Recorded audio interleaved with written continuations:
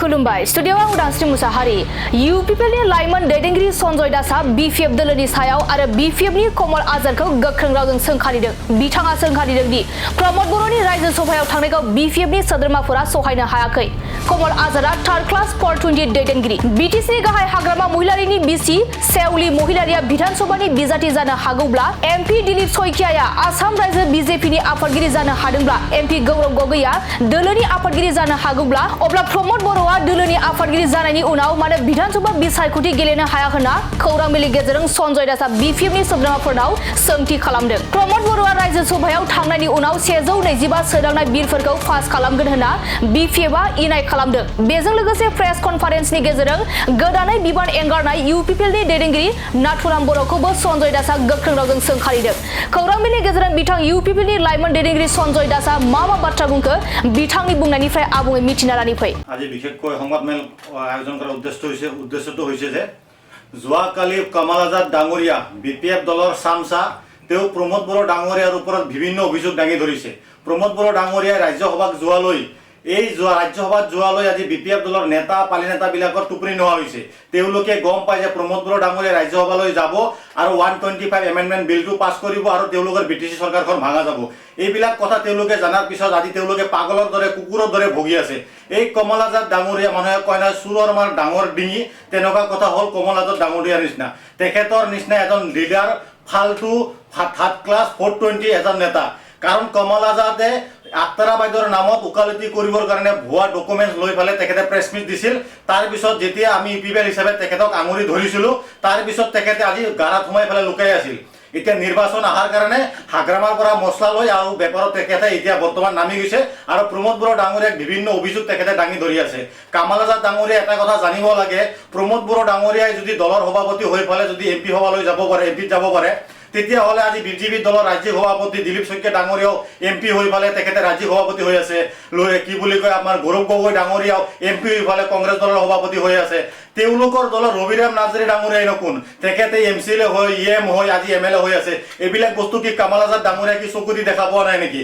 আজি হাগ্ৰামা মলিৰ ডাঙৰীয়াই চিফ হৈ থকা সত্ত্বেও তেখেতৰ পত্নীয়ে আজি তেখেতৰ এমএলএ খেলাৰ কাৰণে আজি পাত্ৰিত্ব বিচাৰি আছে। তেখেতৰ খুৰখালী মুনমুন ব্ৰহ্ম ডাঙৰীয়াও আজিৰ দিনত ইএম হৈ আছে। পৰিয়াল কেন্দ্ৰিক ৰাজনীতি তেওঁলোকে ইতিমধ্যে আৰম্ভ কৰি দিছে। তাৰপিছত তেওঁলোকে আজিৰ দিনত ডাঙৰ ডাঙৰ কথা এইবিলাক ক'ব কাৰণে ৰাইজৰ মাজত আহি আছে।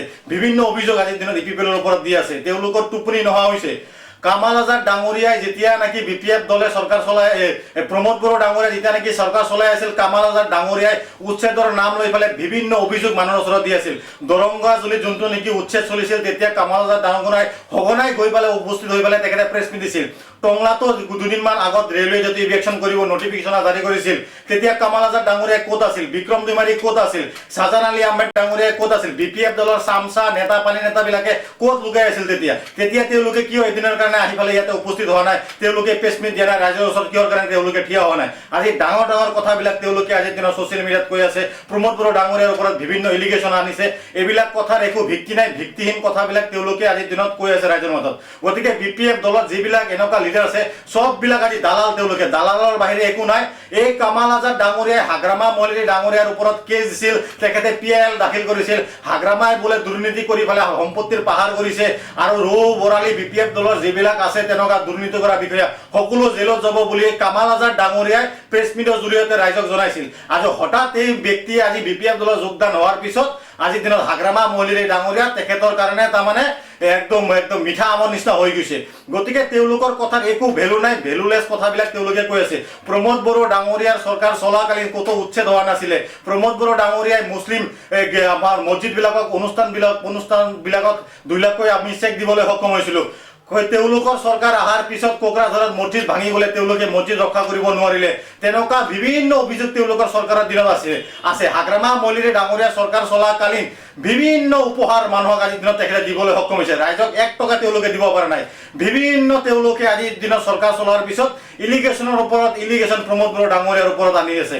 গতিকে তেওঁলোকে চৰকাৰত দিছে ভাল কাম কৰক, ৰাইজে তেওঁলোকক যিহেতু আকোৱালি লৈছে, ভাল এটা মেণ্ডেট দিছে, ৰাইজৰ হৈকে তেওঁলোকে কাম কৰক। তেওঁলোকে পৰিয়াল কেন্দ্ৰিক ৰাজনীতি আজিৰ দিনত আৰম্ভ কৰিছে। যি 2 লাখ টকাৰ চেক তেওঁলোকে ইতিমধ্যে বিলাইছে। একমাত্ৰ বিপিএফৰ কোনোবা বিক্ৰম দুমেৰীয়ে পাইছে, দুবাঙে পাইছে, কমল আজাদ ডাঙৰীয়াৰ ঘৈণীয়েকে পাইছে। তেনেকুৱা বিভিন্ন ব্যক্তিয়ে আজিৰ দিনত এই চেকবিলাক পাবলৈ হৈছে। হৈছে চাকৰি কৰা মানুহে আজিৰ দিনত চেকবিলাক পাইছে তেনেকুৱা বিভিন্ন অভিযোগবিলাক তেওঁলোকে আজিৰ দিনত প্ৰমোদ বড়ো ডাঙৰীয়াৰ ওপৰত আনি ফালে ৰাইজৰ মাজত ভুৱা এটা অপপ্ৰচাৰ চলাইছে চৰকাৰ যেহেতু তেওঁলোকে আনিছে বা চৰকাৰ ৰাইজে তেওঁলোকক বহাইছে আৰু তেওঁলোকে ভালদৰে আজিৰ দিনত চৰকাৰ চলাব লাগে তেওঁলোকে চৰকাৰ নচলোৱাকে বিভিন্ন অভিযোগৰ মাজতে প্ৰমোদ বড়ো ডাঙৰীয়াক তেওঁলোকে একমাত্ৰ টাৰ্গেট কৰি লৈ আছে তেওঁলোকে এটা কথা ভালদৰে জানিব লাগে যে প্ৰমোদ বড়ো ডাঙৰীয়া যেহেতু ৰাজ্যসভালৈ গৈছে চৰকাৰটো যে ভাঙাটো এইটো নিশ্চিত হৈ গৈছে সেইকাৰণে তেওঁলোকে আজি পাগলৰ দৰে আজিৰ দিনত ভুগি আছে আৰু বিভিন্ন ধৰণৰ অভিযোগ আহি আছে ইয়াৰ বাহিৰে একো নহয় আৰু বিক্ৰম দুমেৰে যেহেতু কৈছে 1500 কোটি টকা লৈ পেলাই প্ৰমোদ বড়ো ডাঙৰীয়াই বিটিচিখন বিক্ৰী কৰি দিছে হাগ্ৰামা মল্লিৰ ডাঙৰীয়াই 28খন চিট পোৱাৰ পিছত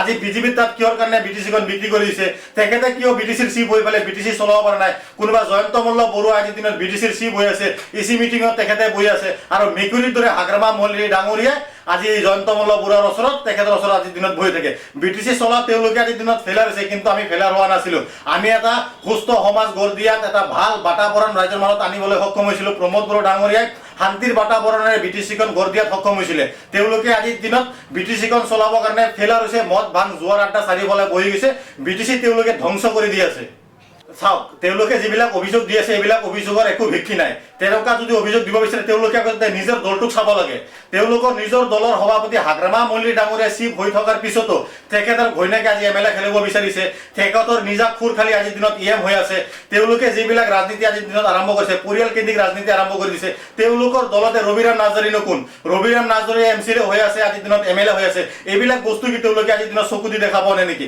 চকুত কি তেওঁলোকে কাঠৰ চশমা পিন্ধি আছে নেকি আজিৰ দিনত এই বস্তুবিলাক তেওঁলোকে কিয় নাচায় বিভিন্ন অভিযোগ আজিৰ দিনত প্ৰমোদ বড়ো ডাঙৰীয়াৰ ওপৰত দি আছে তেওঁলোকে গম পায় প্ৰমোদ বড়ো ৰাজ্যসভালৈ যাব 125 এমেণ্ডমেণ্ট বিল পাছ হ'ব আৰু বিটিচি চৰকাৰ ভাঙা যাব তেওঁলোকে আজিৰ দিনত এই পগলা কুকুৰৰ দৰে আজিৰ দিনত ভুগি থাকিব আৰু এই তেওঁলোকে আজিৰ দিনত ছ'চিয়েল মিডিয়াত আহি পেলাই বিভিন্ন অভিযোগ প্ৰমোদ বড়ো ডাঙৰীয়াৰ ওপৰত দি আছে ইয়াৰ বাহিৰে একো কোনো কথা নাই এইটোৱে কথা না যেহেতু আমাৰ দলৰ ফালৰ পৰা ৰাজ্যিক সভালৈ বিজেপি দললৈ এনডিএলৈকে যিখিনি পত্ৰ প্ৰেৰণ কৰিছে এইখিনি দলীয় মতত হাইকমাণ্ডে যিখিনি ডিচিশ্যন ল'ব বা হাইকমাণ্ডৰ লগত আজি বিজেপি দলৰ লগত এনডিএৰ লগত যি আলোচনা হৈ আছে তেওঁলোকে আজিৰ দিনত জনাব ইয়াৰ ওপৰত মই বক্তব্য নিদিওঁ যেহেতু আমাৰ দলৰ সভাপতি আছে আমাৰ কোৰ কমিটি আছে তেওঁলোকে যি ডিচিশ্যন লয় সেই ডিচিশ্যন মতে আমি ইপিপিএল দলৰ এজন ক্ষুদ্ৰ কৰ্মী হিচাপে আমি কাম কৰি যাম আজ আপোনালোকে দেখা পাইছে যোৱাকালিও নাথুৰাম বড়ো এই নচলা পইচা এটা নাথুৰাম বড়ো ডাঙৰীয়াই প্ৰমোদ বড়ো ডাঙৰীয়াৰ লগত সঘনাই গাড়ীত উঠি পেলাই ফুৰা আছিল এই নাথুৰাম বড়ো ডাঙৰীয়াক প্ৰমোদ বড়ো ডাঙৰীয়াই এমএলএ বনাইছিল আৰু এই নাথুৰাম বড়ো ডাঙৰীয়া সঘনাই প্ৰমোদ বড়ো ডাঙৰীয়াৰ লগত উঠি ফুৰা আছিল